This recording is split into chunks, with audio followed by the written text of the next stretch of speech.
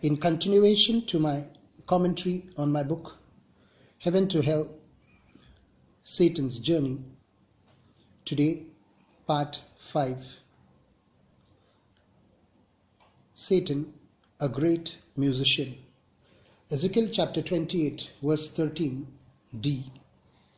It says, "The workmanship of your timbrels and pipes was prepared for you on the day you were created." Satan was created and endowed with great skills to play music or generate music, having the effect of timbrels and piped instruments, like trumpets and saxophone, I believe. Why would God create him with these musical instruments? It is obvious. God wanted Satan to play the music in heaven. In addition to the other musicians that heaven had with the other musical instruments, as mentioned in Revelation chapter 8 verse 5, chapter 5 verse 8, and Revelation 15:2, Satan is also called as the anointed cherub.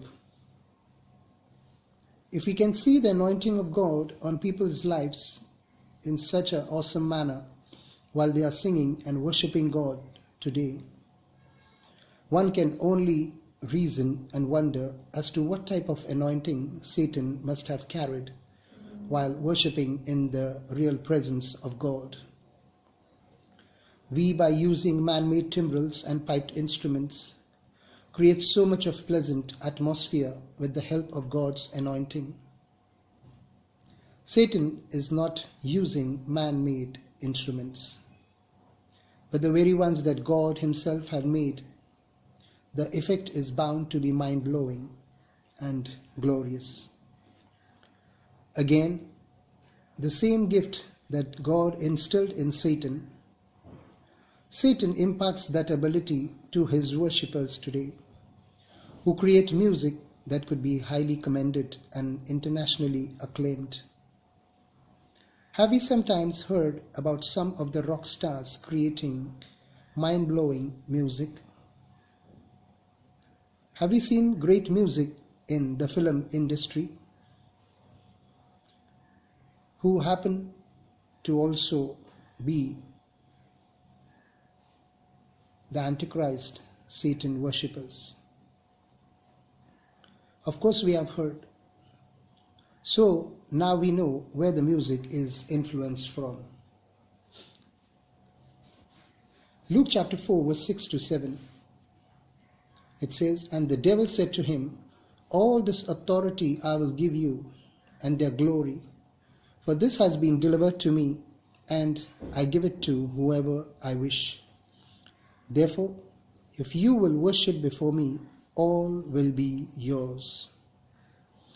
All will be yours, it says. There is a whole lot of them who worship Satan and are gifted by him the gift to create music, which would make one wonder, how do they do it, even though they do not respect Jesus and do not have God as their God. Revelation chapter 5 verse 8 says, "Now when he had taken the scroll, the 4 living creatures and the 24 elders fell down before the Lamb, each having a harp and golden bowls full of incense, which are the prayers of the saints." Also Revelation chapter 15 verse 2, it says, "And I saw some like a sea of glass mingled with fire, and those who have the victory over the beast, over his image and over his mark, and over the number of his name, standing on the sea of glass, having harps of God."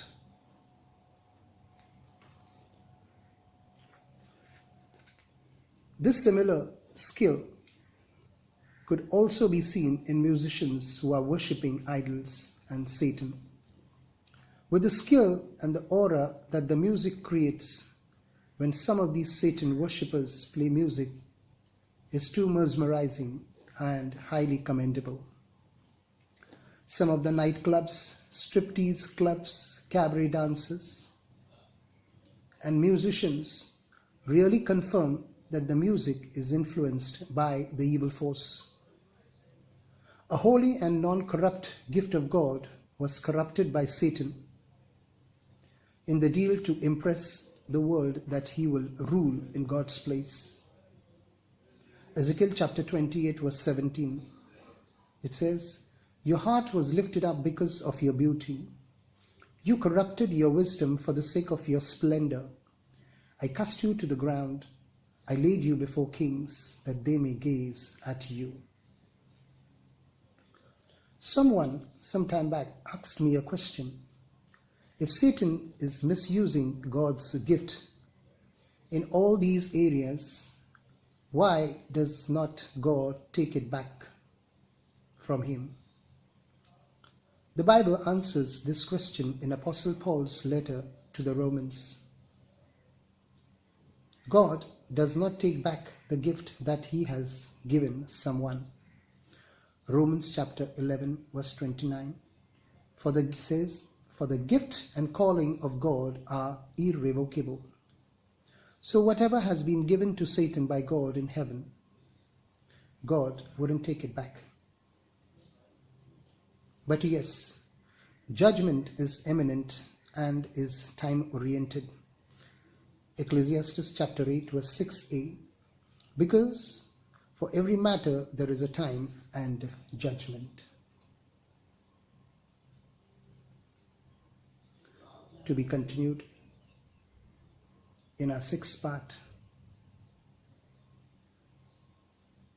which is Satan, the founder of evil.